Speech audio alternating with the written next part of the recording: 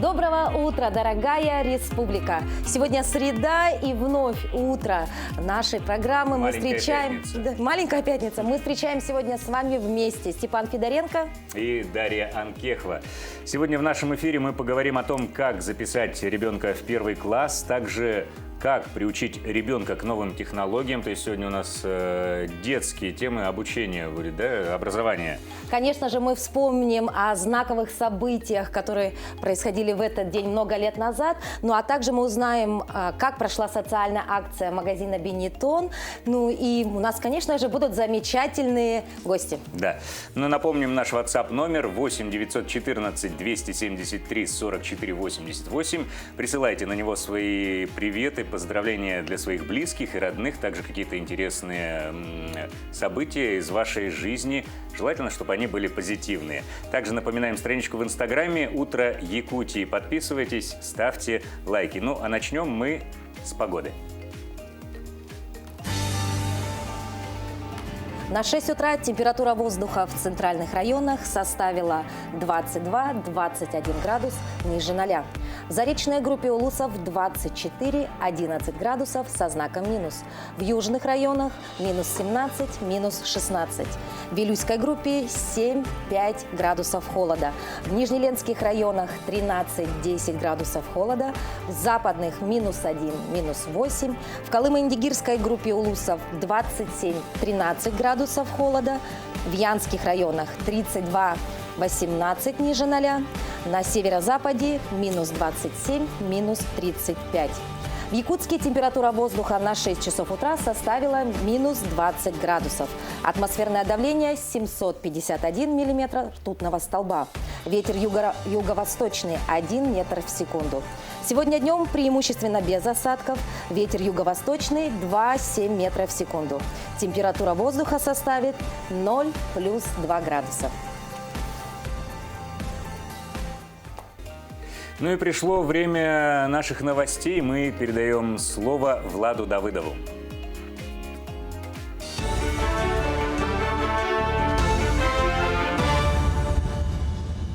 Доброе утро. Это новости на Якутии-24. В студии Влад Давыдов. Мобильная мультидисциплинарная онкобригада «Онкодесант» ежегодно выезжает в труднодоступные населенные пункты республики, чтобы провести профилактическую работу по выявлению злокачественных новообразований у населения. В составе такой бригады работают онкогинеколог, онкохирург, маммолог, эндоскопист, врач УЗИ, сообщает пресс-служба якутского онкодиспансера. Все медики, задействованные в бригадах онкодесантов, прошли обязательную вакцинацию. С начала года онкологи успели посетить 3 района, в том числе Среднеколымский и Жиганский. По итогам выезда несколько якутян приглашены на дообследование по зеленому коридору в онкодиспансер. В этом году онкодесанты планируют охватить целевыми осмотрами 12 районов республики. В Якутии отмечается подъем заболеваемости острыми респираторными инфекциями и гриппом. Министерство здравоохранения региона рекомендует в период сезонного повышения заболеваемости или в период эпидемии гриппа сократить до минимума контакты ребенка с посторонними людьми. Основным путем распространения ОРВИ считается воздушно-капельный. Универсального средства защиты от вирусных инфекций не существует, но уменьшить риск возникновения заболевания можно. В целях сезонной профилактики ОРВИ и гриппа Минздрав рекомендует следующие меры. На данное время отмечается сезонный подъем заболеваемости вирусными инфекциями, поэтому необходимо соблюдать общепринятые меры предосторожности для родителей. Конечно, это гигиеническая обработка рук. Да? Для детей это соблюдение режима дня, соблюдение режима сна, питаться вовремя, да? Догонять уже нарушенный график вакцинации для детей, одеваться по погоде, в местах скопления большого количества людей соблюдать социальную дистанцию. В Амге по инициативе инспекции экологии провели подкормку косуль. Акция проводится несколько раз в год. Цель весенней подкормки – сохранение и увеличение популяции диких копытных животных на территории Охотугуди района в связи с аномально высоким снежным покровом. В прошлом году сотрудники предприятий Амгинского наслега, а также воспитанники станции юных туристов изготовили и установили более 20 кормушек. Инспекторы Амгинского экологического надзора призывают утвердить ежегодную акцию Республиканского дня подкормки сибирской косули с установленной датой 3 суббота февраля месяца. К этому процессу активно привлекаются охотники. Развозим сено, соль, веники. В определенных местах ставим кормушки, либо ремонтируем старые кормушки. Также нами осуществляется прием заявлений на воспроизводственные мероприятия. При рассмотрении заявления с охотниками заключаются договора, что в дальнейшем они претендуют возможность получения лицензии на копытных животных. В Мегино-Кангаласском районе проходит второй этап республиканских военно-спортивных игр «Снежный барс». Всего в конкурсе участвуют 17 военно-патриотических клубов из разных районов республики. В этом году конкурс проходит также в онлайн-режиме. Участники высылают видео каждого этапа конкурса членам жюри. Итоги будут объявлены 31 марта. Победитель будет представлять республику на всероссийском конкурсе «Победа», который пройдет в сентябре этого года в Москве. Поздравляю всех финалистов 22-х военно-спортивных игр «Снежный барс». От имени родственников выражаем благодарность нашему главе Николаю Прокопьевичу и Министерству образования, что нынешний год, финал игр, военно-спортивных игр «Снежный барс» приурочен к столетию нашего дяди Федора Кузьмича Попова. Весь наш родной улус, мегинцы, чтим память нашего дяди Федора Кузьмича Попова. И мы гордимся, весь наш улус гордится именем Федора Кузьмича Попова, первого героя из республики Саха-Якутия. Таковы новости к этому часу. Удачного дня. Следите за новостями на нашем канале. Будьте всегда в курсе. Мы благодарим Влада за полезную информацию. Мы будем всегда в курсе, обещаем. Ну а сейчас самое время для нашей любимой рубрики, которую полюбили многие телезрители. А знаешь почему? Почему? Потому что она с утра именно бодрит наших телезрителей. Потому что это зарядка. Здравствуйте, меня зовут Николай Панков. Являюсь рекордсменом России по дисциплине строгий подъем на бицепс. Также являюсь директором и персональным тренером фитнес-клуба «Питбуль». Сегодня для вас я проведу комплекс упражнений, которые вам понадобятся для утренней зарядки. В принципе, все такие разминочные упражнения, которые нам понадобятся для утренней зарядки, они начинаются с разминки шеи. Очень простые упражнения, вращающие движения влево-вправо, вперед-назад и по сторонам вправо-влево. Считаем 1, 2, 3, 4. Данное упражнение выполняется секунд 20-15. Далее мы переходим сверху на низ, уже начинаем разминать плечевые суставы, плечевые и локтевые суставы. Разминаются они таким упражнением, как вращающие упражнение вперед, 2 назад. Точно так же выполняется секунд 15-20. Тут уже по ощущениям чувствуете, что суставы более-менее уже размяты. Можно переходить к следующему упражнению. Также разминаем локтевые суставы. Раз 6-8 делаем вовнутрь вращающее движение. Раз 6-8 также выполняем наружную сторону. Следующее упражнение у нас направлено на разминку, на разогрев поясничного отдела. Выполняется оно как на прямых руках перед собой, также в сторону, либо согнутые локти. Таз обязательно зафиксирован на месте. Работаем только корпусом. 1, 2, 3, 4. И точно так же выполняется примерно на секунд 20-30. Обязательно следим, чтобы таз у нас был на месте. Ноги на ширине плеч. Следующее упражнение у нас наклоны в стороны, наклоны вперед и наклоны назад. Точно так же на 1 вправо, на 2 влево, 3 вперед, 4 назад. Руки можно держать на поясе. Также можно держать перед собой 2 назад, 2 вперед, 2 вправо, 2 влево, 2 назад, 2 вперед. Данное упражнение также выполняется на 20-30 секунд. Следующее упражнение у нас для разогрева и для разминки коленного сустава и также мышц квадри и ягодичной мышцы. Обязательно техника выполнения: ноги на ширине плеч, носки слегка врозь, спинка ровная. Таз отводим назад и садимся чуть ниже уровня колен. Также выполняется примерно на 30 секунд, либо по счету на 20-30 повторений. При вдохе садимся, на выдохе встаем. Вдох, выдох, вдох, выдох. Выполняйте данный комплекс упражнений каждое утро. Будете здоровы и заряжены целый день. Будьте здоровы и заряжены целый день. Спасибо большое нашему фитнес-эксперту. А сейчас хотелось бы проанонсировать замечательную новость для многих родителей. Давай. Потому что с завтрашнего дня стартует запись первые классы общеобразовательной школы на 2021-2022 год. Эту дату ждали многие родители, Степа. Ну, конечно, ждали. Что изменилось в правилах, как записывать ребенка в школу, мы узнаем у аналитика отдела коммуникации и электронных услуг Центра «Мои документы» Лады Кириллиной. Лада Доброе Ильинична, доброе утро. Здравствуйте. утро. С какого времени и как 1 апреля родителям нужно подать заявление? Ну, многие наверняка знают, что ранее прием заявлений в первые классы начинался в самом начале года, то есть сразу же в январе. Но в прошлом году Минпросвещения Российской Федерации приняло новый порядок, и в соответствии с этим порядком прием заявлений начинается с 1 апреля во всех школах республики.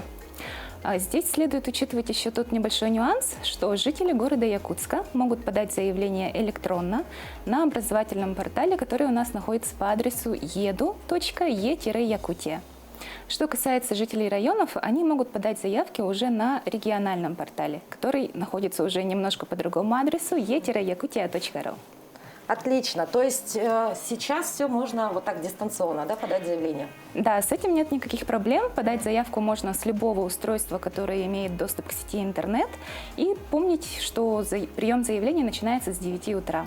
То есть завтра в 9 В утра. 9 утра можно начинать записывать детей в школу. Соответственно, какие документы необходимо подготовить к завтрашнему дню в 9 утра? То есть, конечно, это самые необходимые. Обязательно потребуется предоставить копию паспорта родителя, чтобы можно было ввести сразу паспортные данные, свидетельство о рождении ребенка тоже обязательно, и также свидетельство о регистрации ребенка по месту жительства. Мгм. А вот обязательно ли подавать заявление в школу по территориальной принадлежности? Смотрите, здесь тоже имеется такой небольшой нюанс. То есть ребенка могут принять в школу как с постоянной пропиской, так и с временной. То есть здесь нет каких-то очень строгих требований. Но в то же время, если у ребенка нет прописки и он не закреплен к этой данной школе, в этом случае родители уже могут подать заявление после 6 июля. Мгм. То есть, если нет прописки, заявление после 6 Да, июля всё подается. верно. Отлично. А если родитель не зарегистрирован в госуслугах, можно ли подать заявление сразу прямиком в школу? Да, такой вариант тоже учитывается, но мы также просим не забывать о том, что все-таки прием заявлений ведется по мере поступления заявок именно в электронной форме. То есть здесь еще следует учитывать и то время, которое идет у специалиста школы, который будет, соответственно, вносить информацию по вашему ребенку в систему. Поэтому, опять же, мы рекомендуем родителям подавать заявление самостоятельно электронно из дома. То есть это позволит и быстрее подать заявку, и также убережет вас от скоплений людей, что, опять же, очень приветствуется в условиях коронавируса. Ну, а если вот, я думаю, что так и будет, что в 9 утра, в 9:00 все кинутся писать заявление на прием ребенка. Сервера ваши техника выдержит? Мы думаем, что да. Отлично. Ну, значит, пакет у нас документов есть, время есть, регистрируем. Далее какие-то должны быть процедуры по отслеживанию, попали в очередь, не попали, какими, как? Обратная связь какая-то есть с вашими Да, вся сотрудниками? информация будет поступать в личный кабинет.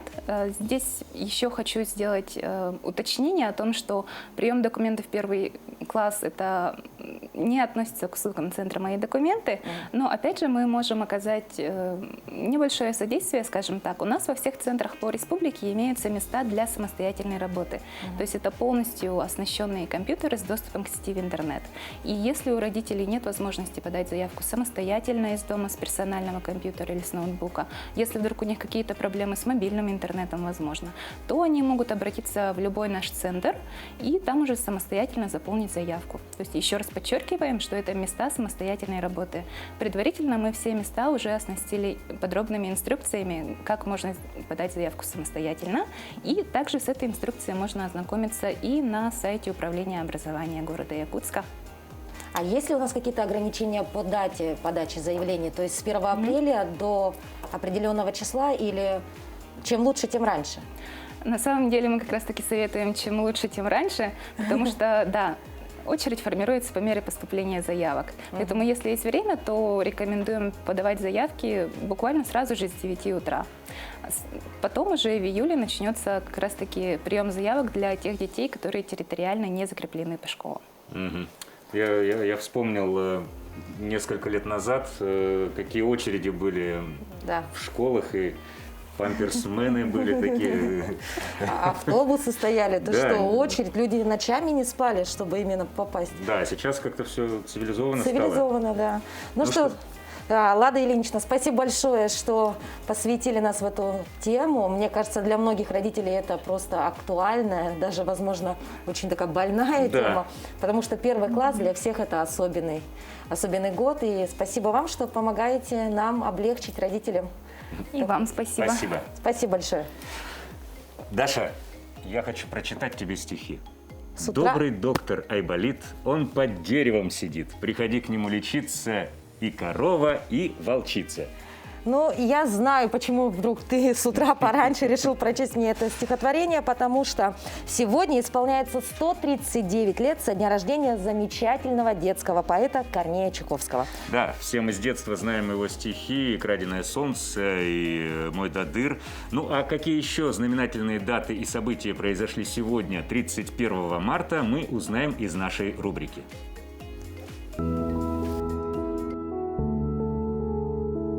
31 марта – День бэкапа или Международный день резервного копирования. Бэкап – это создание копий важных данных, семейных фотографий, видео или документов на электронном носителе. Сегодня также День Эйфелевой башни. 31 марта 1889 года в Париже состоялось ее торжественное открытие. По народному календарю в этот день можно было еще опасаться весенних заморозков. 31 марта 1893 года в Америке изобрели новую застежку, названную «молнией».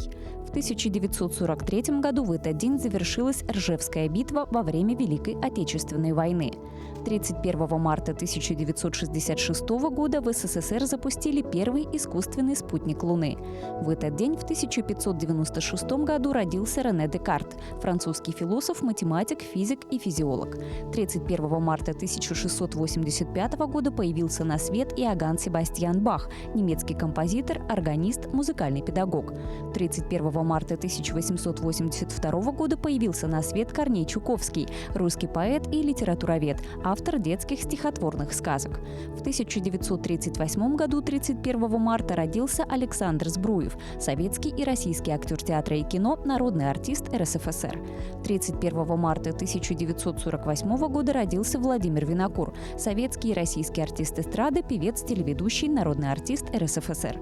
В 1954 году в этот день родилась Лайма Вайкуля, латвийская и российская эстрадная певица и актриса, народная артистка Латвии. 31 марта 1971 года появился на свет Павел Буре, советский и российский хоккеист, призер Олимпийских игр. В Якутии сегодня празднуют 70 лет со дня рождения Владимира Федорова, прозаика, переводчика и драматурга, члена Союза писателей СССР, Союза писателей России и Якутии. Именины в этот день празднуют Григорий, Даниил, Дмитрий, Кирилл, Наталья и Трофим. Замечательное утро на каналах Якутия-24 НВК Саха. И напоминаем вам о том, что сегодня с вами Степан Федоренко и Дарья Анкехова. Отлично. Но у нас есть сообщение, утреннее сообщение от наших телезрителей. Степан? Да, есть сообщение.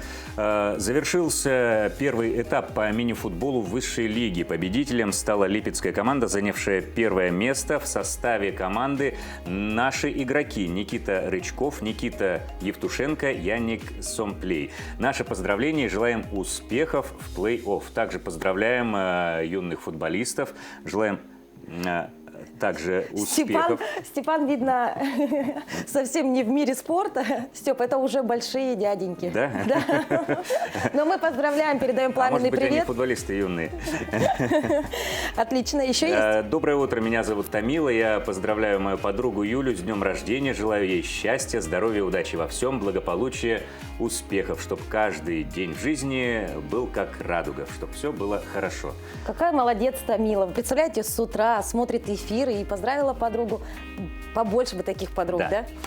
Ну что, Степан, переходим к следующей теме. Давай. Знаешь ли ты что-нибудь про разумное потребление вещей? И практикуешь ли ты это в своей жизни? Да, я стараюсь не покупать то, что мне не нужно. Мне кажется, это разумное потребление вещей. То есть ты не тот человек, который берет постольку, поскольку хочется все и сразу? Нет. А я вот совсем неразумно потребляющий человек, да. Но хотелось бы отметить, как показывают исследования, неразумное потребление предметов личного пользования за последние 10 лет значительно возросло. Согласно прогнозам, к 2030 году эта цифра вырастет аж на 63%. Да, зачастую покупки делаются спонтанно на сезонных распродажах и черных пятницах. Многие вещи, купленные случайно, так и остаются на полках домашнего гардероба невостребованными. Как научиться разумному потреблению и экологично освобождаться от лишних вещей, компания Benetton провела в Якутске благотворительную акцию.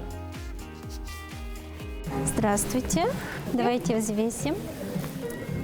Так, 2 килограмма 300 граммов. Спасибо большое за участие. Скидка 10%. Спасибо. Менеджер Аина Иванова взвешивает сумки с вещами, принесенные покупателями. Это в основном одежда, которую сдали за скидки в магазине. Благотворительную акцию «Дай вторую жизнь своему образу» Benetton приурочил к открытию нового концепта. Мы очень рады, что большое количество людей, наших местных блогеров, покупателей приняли участие. И впредь, в будущем, мы будем организовывать эту акцию на постоянной основе. Чтобы не копить ненужные вещи, специалисты советуют приобретать более дорогой предмет гардероба, но качественный. А скидки, которые предлагают магазины, часто могут быть одновременно и весьма полезными, как в случае с магазином Benetton.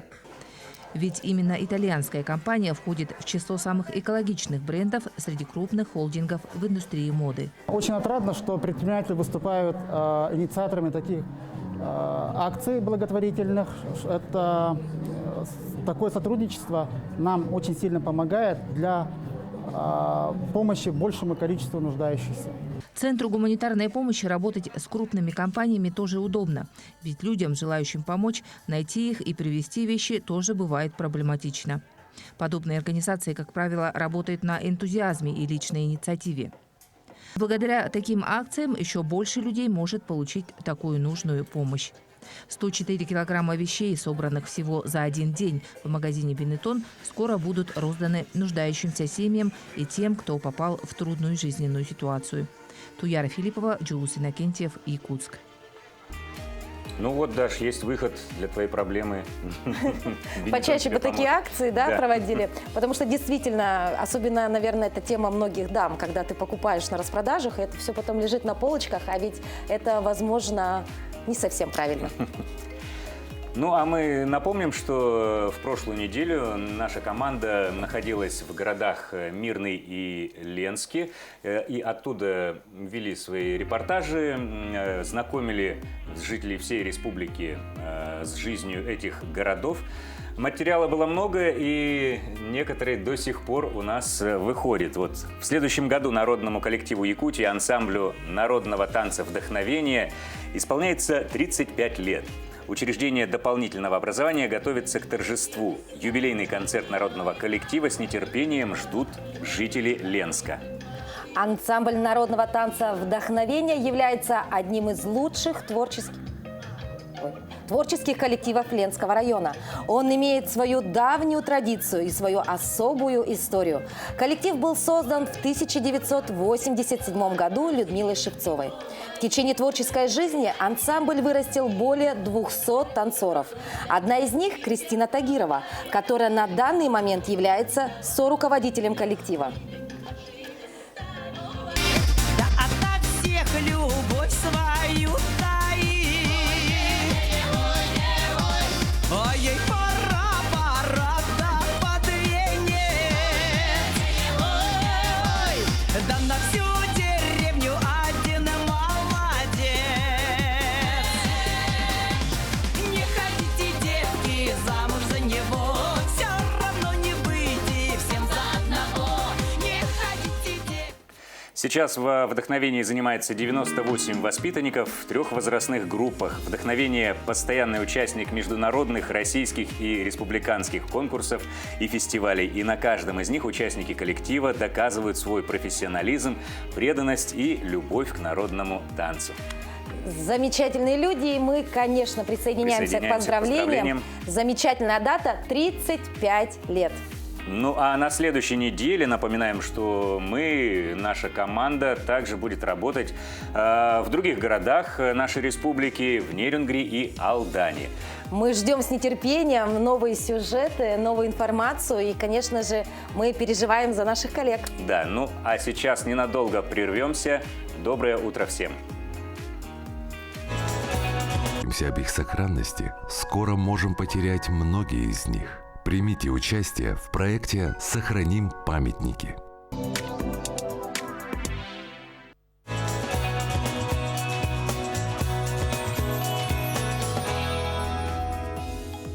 Доброе утро всем нашим телезрителям. Напоминаем еще раз, что сегодня 31 марта, последний день марта. Завтра уже 1 апреля.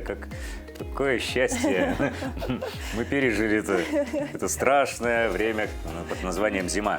Мы продолжаем наш эфир. Напоминаем наш WhatsApp номер 8 914 273 44 88. И у нас есть одно сообщение. Даша. Действительно, моих дочек Аврошку, Виолу, Маргошу с добрым утром. Сегодня краткий день ваших каникул. Желаю с новыми силами учиться только на одни 5. Люблю вас, ваша мама Шура. Как здорово. Да, также напомним страничку в Инстаграме «Утро Якутии». Подписывайтесь, ставьте лайки, узнавайте анонсы наших программ и также какие-то интересные, полезные советы и информации. Ну а сейчас далее в нашем эфире новости. Мы передаем слово Владу Давыдову.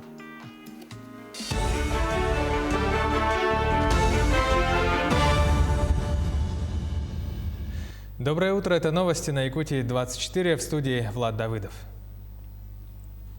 Подготовка к паводку началась в Ленске. Гидрометцентр пока не сообщал о прогнозах прохождения ледохода, но ориентировочно вскрытие реки Лены ожидается в первой декаде мая месяца. Толщина льда на сегодня выше среднегодовых норм, но не критична. Тем не менее, подготовка идет полным ходом. Определены пункты временного размещения на случай возникновения необходимости эвакуации граждан. В рамках предпаводковых мероприятий проводится также очистка дамбы от снега, оттайка водопропускных сооружений и подготовка инертных материалов на запас. Угрозы нету, оснований для беспокойства нету, но с учетом предыдущих всех событий мы должны всегда быть готовы к возникновению любой угрозы, потому что природа у нас непредсказуемая, учитывая все климатические наши условия. На сегодня у нас издана и утверждена вся нормативно-правовая база в этом плане, подготовлен состав сил и средств, которые будут непосредственно принимать участие в этих действиях. Подготовлен также запас материальных ценностей. Это раскладушки, постельные принадлежности, это продукты питания на случай возникновения угрозы. Зерновые хозяйства республики готовятся к весеннему посеву. Всего планируют засеять 48,5 тысяч гектаров земли. Из них на зерновые культуры отвели порядка 10 тысяч, на кормовые около 30 тысяч, но на картофель 6,5 тысяч гектаров земли. Большинство хозяйств заключили договоры на поставки семенных материалов и минеральных удобрений из других регионов России. Но, как отмечают специалисты Минсельхоза, по вине поставщиков в Якутию поступило лишь 3% семян зерновых, а картофеля завезено вовсе только 30%.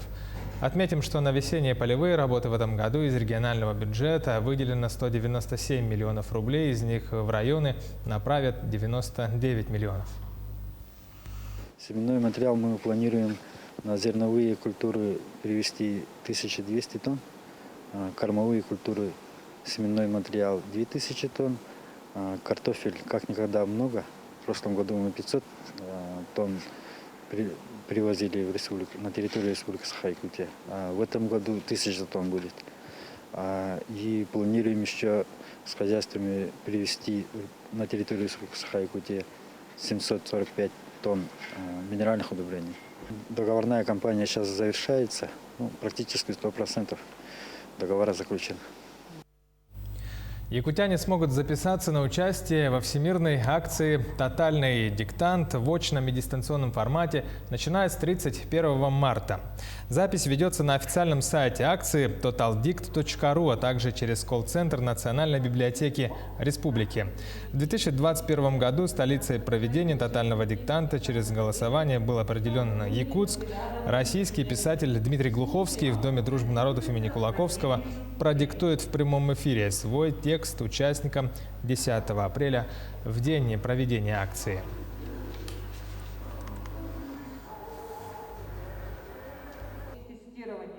Время написания диктанта. В Якутии продолжается спартакиада по зимним видам спорта. На чемпионат прибыли нерюнгринские хоккеисты. На днях на тренировке перед отъездом на турнир нерюнгринцы были награждены за игры сезона 19-20. Среди 4 команд «Энергия», «Шахтер», «Мечел» и команды Нерюнгринской ГРЭС победителем стала «Энергия» 2002-2003 годов рождения. На ее базе и была собрана сборная команда для участия в текущем чемпионате. Эпидобстановка не позволила начать тренировочный сезон, как обычно, с сентября. После снятия некоторых ограничений нерюнгринские хоккеисты начали свою подготовку к чемпионате в январе текущего года. Надеюсь, что мы действительно претендуем. Ребята в хорошей форме, готовимся. Собрали 3 пятерки, которые позволят нам достойно выступить, я надеюсь. Таковы новости к этому часу. Оставайтесь на Якутии 24 и будьте в курсе.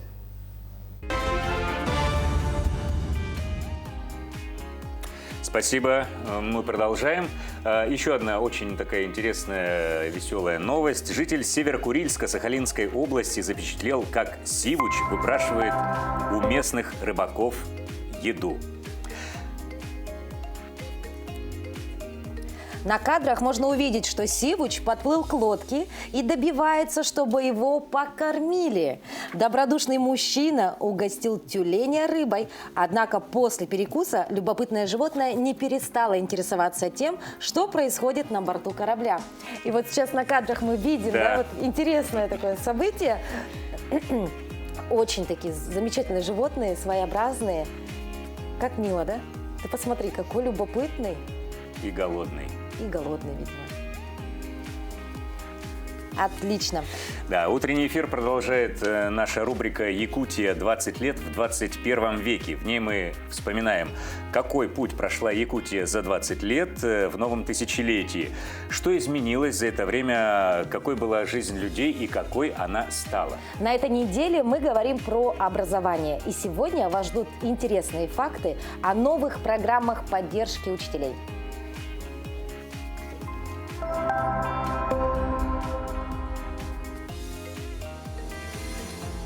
Улучшить образование в сельских школах, привлечь в поселки и села учителей или педагогов, выпускников престижных вузов – такова цель программы «Земский учитель». В Якутии программа начала работать в прошлом году. 19 специалистов стали участниками проекта и переехали в отдаленные регионы нашей республики. Каждый участник программы обязуется отработать в сельской школе не менее 5 лет. Взамен учителя получают поддержку от государства – 2 миллиона рублей. В ближайшие 3 года участниками программы станут еще 53 учителя. Министерство образования Якутии получило более 120 заявок от специалистов, готовых ехать на работу в сельские школы. Еще одна программа «Учитель Арктики» направлена на привлечение молодых учителей для работы в северных улусах. Программа действует с 2020 года. В прошлом году денежную помощь получили 92 молодых учителя. И еще 107 учителей, которые уже проработали в арктических районах от 3 до 5 лет, были материально поощрены.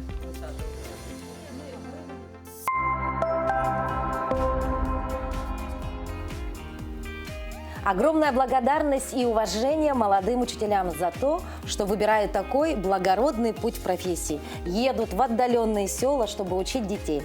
Вы достойны особой поддержки, поэтому очень здорово, что в Якутии начинают работать такие программы. Желаем всем учителям успехов в работе и благодарных учеников, конечно же. Ну, а нашу программу продолжают новости экономики с Нюргуяной Ивановой.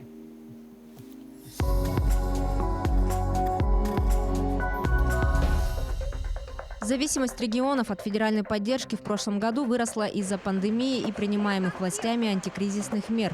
При этом доходы бюджетов 7 регионов более чем на 70% были сформированы за счет средств, выделенных ими из федерального бюджета. Об этом заявил глава Счетной палаты Российской Федерации Алексей Кудрин. Доходы 7 субъектов России на 1 января 2021 года более чем на 70% сформированы за счет федеральных средств. В Ингушетии на них приходится больше 86% доходов. В Дагестане и Карачаево-Черкесии около 74%. Тыва, Ингушетия, Чеченская республика где-то 83-86% доходов. Поддержка региональным бюджетам потребуется и в текущем году, предупредил Кудрин. В 2021 году субъекты также могут недополучить 62 миллиарда рублей по оценке прогноза по доходам от того, что сейчас запланировано. Минсельхоз Российской Федерации подготовил проект постановления правительства России по размеру субсидий производителям сахара и подсолнечного масла. Согласно документу, в период с 1 апреля по 30 сентября текущего года на возмещение части затрат производителей рафинированного бутилированного подсолнечного масла планируется направить межбюджетные трансферты из расчета 10 рублей на 1 литр при условии его реализации предприятием розничной торговли по цене, не превышающей 95 рублей за 1 литр. Объем такой поддержки для производителей белого сахара будет определяться из расчета 5 рублей на 1 килограмм при условии сохранения оптовой цены не выше 36 рублей за килограмм. Министерство финансов совместно с Федеральной налоговой службой подготовили предложение для устранения нарушений правил использования контрольно-кассовой техники на рынках. Предполагается, что усиление контроля позволит защитить права потребителей и снизить оборот нелегальной торговли. По мнению экспертов, перспективы рынков и базаров в России под большим вопросом. Они будут либо закрываться, либо переходить на новые форматы работы. Эксперты не исключают, что в течение ближайших 5 лет торговля на подобных площадках во всех регионах будет организована так же, как и в Москве. Там все рынки превратились в бутиковые магазины, где частные предприниматели продают дороже, чем в магазине фрукты и овощи. Этот формат будет постепенно переходить и на малые города в России, так как таковая торговля в привычном виде развалов будет все больше и больше уходить в небытие.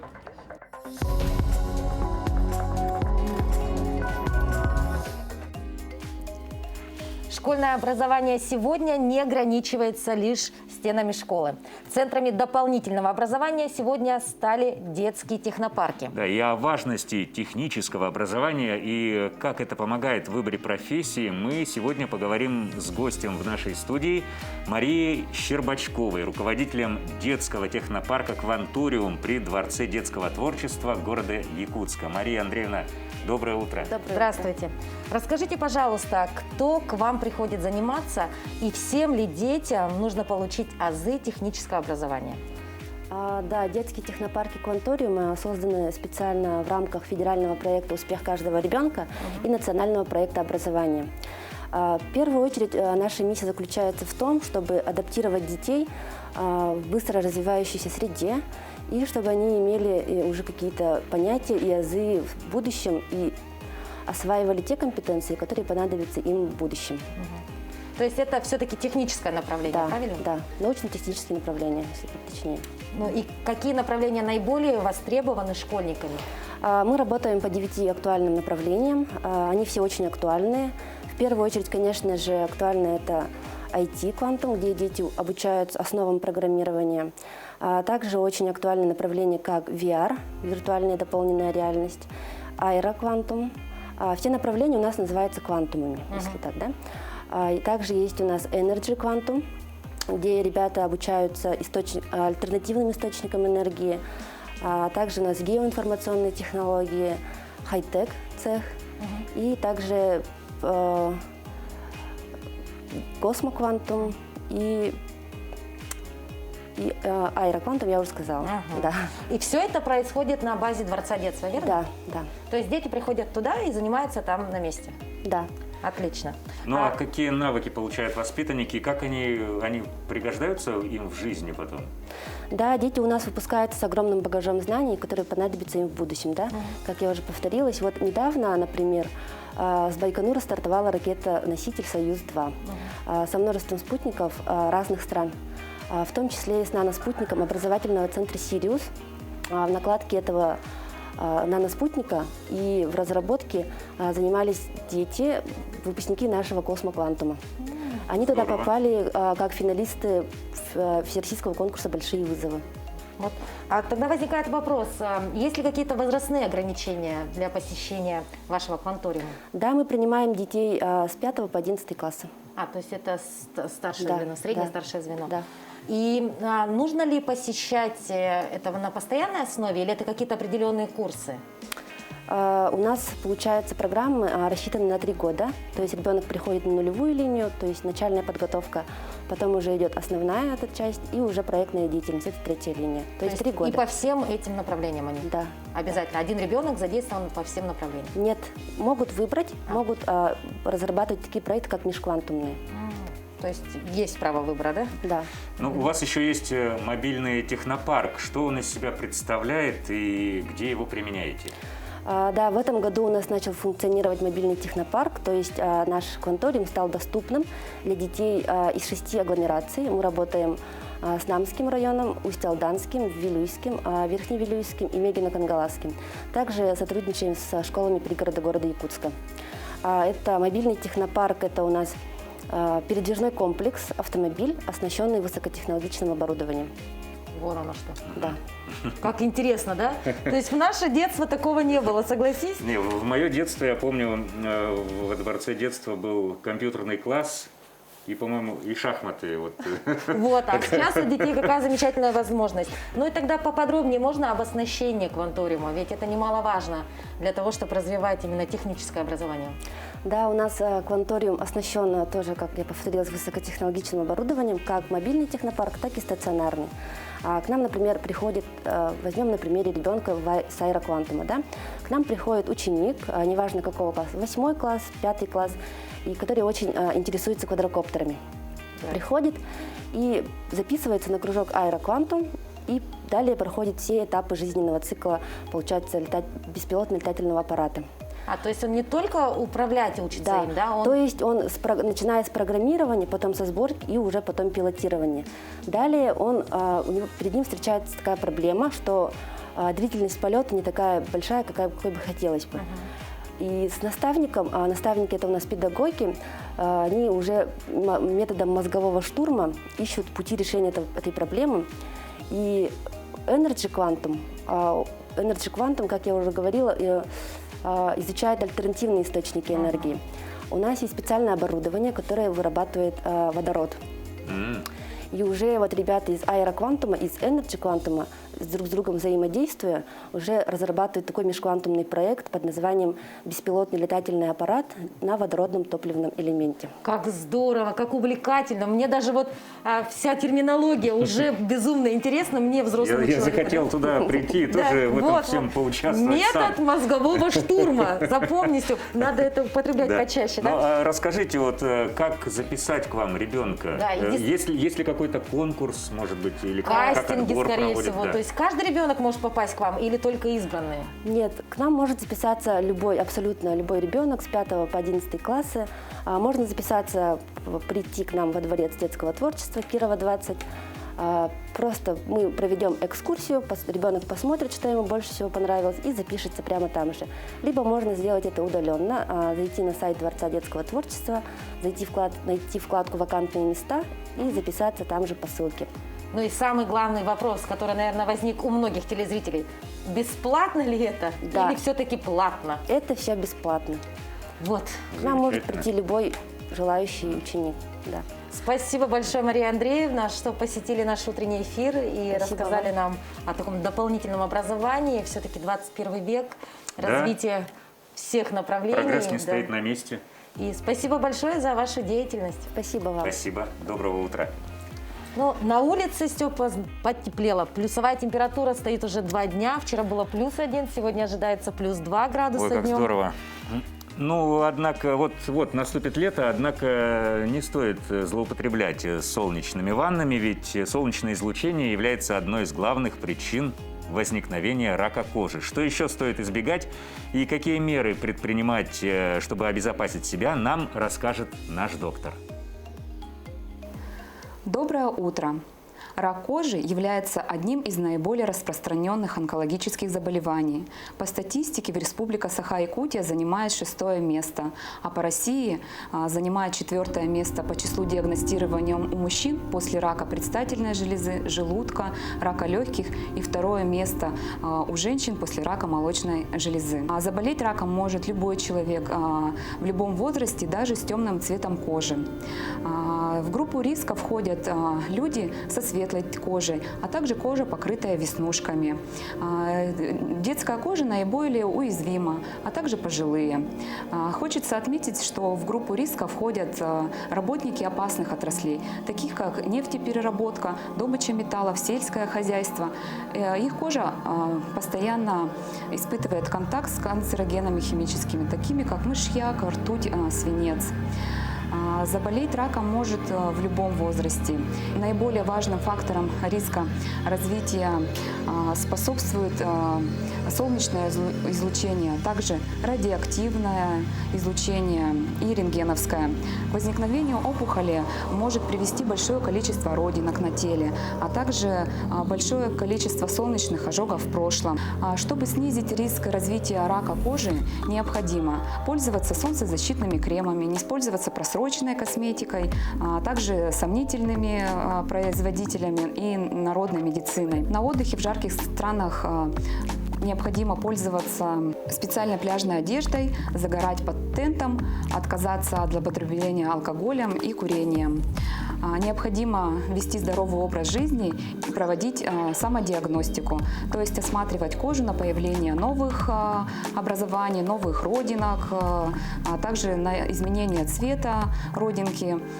При появлении бугристости волос или изменения в размерах, кровоточивости или сукровицы из родинки необходимо обратиться к врачу. Также настороженность должна обратиться при шелушении, боли или зуде. Регулярно проходите профилактические осмотры у дерматолога 1 раз в год. Будьте здоровы! Будьте здоровы, это самое главное, наверное, самый ценный совет. У нас есть сообщение, которое пришло нам аж из города Нерюнгри. Утро доброе, привет из Нерюнгри. Хочу поздравить своего начальника, Субботину Елену Владимировну, с юбилеем. Желаю здоровья, счастья, оставайтесь такой же доброй, жизнерадостной еще 100 лет. Напомним, что скоро наша съемочная группа как раз-таки будет в этом славном городе Нерюнгри. Будет выходить оттуда в эфир и рассказывать об интересных нерюнгринцах и событиях в этом городе. Итак, Степ, мы с тобой поговорили о том, что долгожданное солнышко весеннее уже радует нас. Ну а мы сейчас переместимся в Токио, ведь там сейчас определенный сезон, который заслуживает внимания всего мира. Жители Токио устроили пикники в парке Кенута в понедельник, когда подходит к завершению сезон цветения сакуры. На кадрах люди отдыхают под цветущими деревьями, а дети играют на полянах. Сезон цветения, называемым ханами, является традиционным для японской культуры. На протяжении около 1200 лет местные жители любуются красотой одного из самых известных символов страны – вишневого дерева или сакуры. В этом году власти призвали людей избегать традиционных вечеринок и пикников из-за пандемии COVID-19. Однако в парках Токио можно увидеть японцев, собирающихся в узком кругу семьи или друзей.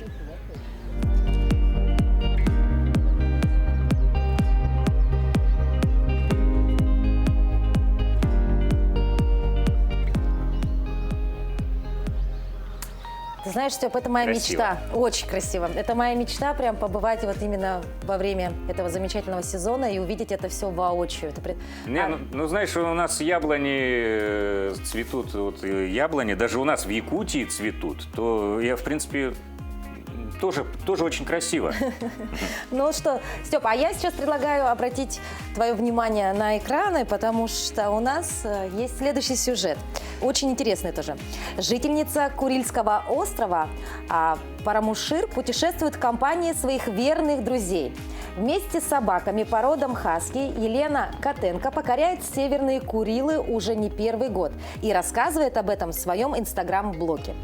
Питомцам Елены нипочем поход к вулканам или озеру, поездка на лодке с соседнего острова и даже полет на вертолете, на котором девушка с мужем Марком Котенко добираются на Камчатку. На Парамушире семья живет 3 года. Столько же у них живет собака Айя. А в прошлом году пара взяла себе Айса. По словам Елены, Айя приучена к походам с щенячьего возраста, а Айс не сразу привык к морским поездкам, но сразу же полюбил путешествия на машине. В копилке семьи уже есть восхождение на мыс Левашова, вулкан Эбеко, походы к реке Северянке, поездка на лодке по Второму Курильскому проливу. Вне путешествий большую часть времени хаски проводят на балконе квартиры, где для них оборудована будка и помост. Посмотри, какие красивые кадры, да? Да. Ты представляешь, не каждый человек отважится на такие походы, да? А здесь животные, да? Как здорово. Ну что? Мы большую часть времени проводим в офисе, вот в отличие от героев предыдущего сюжета. И сидячий образ жизни, оформление, сбор срочных документов, дедлайн, сдача отчетов, длительная работа перед компьютером. Ну а сейчас мы предлагаем посмотреть полезные лайфхаки, как организовать свое рабочее пространство и улучшить микроклимат в коллективе, даже во время кофе-брейка.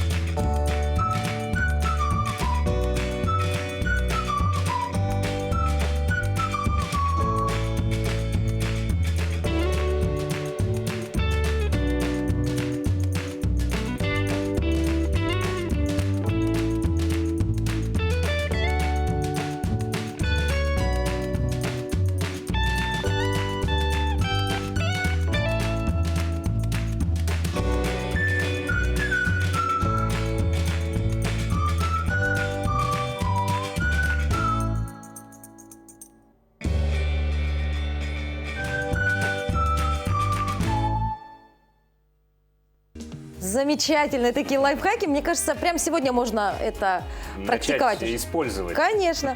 Ну что, у нас подходит к концу наш эфир.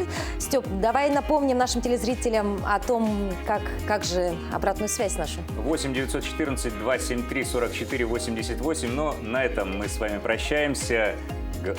еще немножко пожелаем вам всего самого-самого хорошего, чтобы день у вас сегодня был хороший. До конца недели осталось совсем чуть-чуть. Да, Выходные нас ждут не за прекрасные горами. выходные. Ну и увидимся завтра. До новых встреч. До свидания.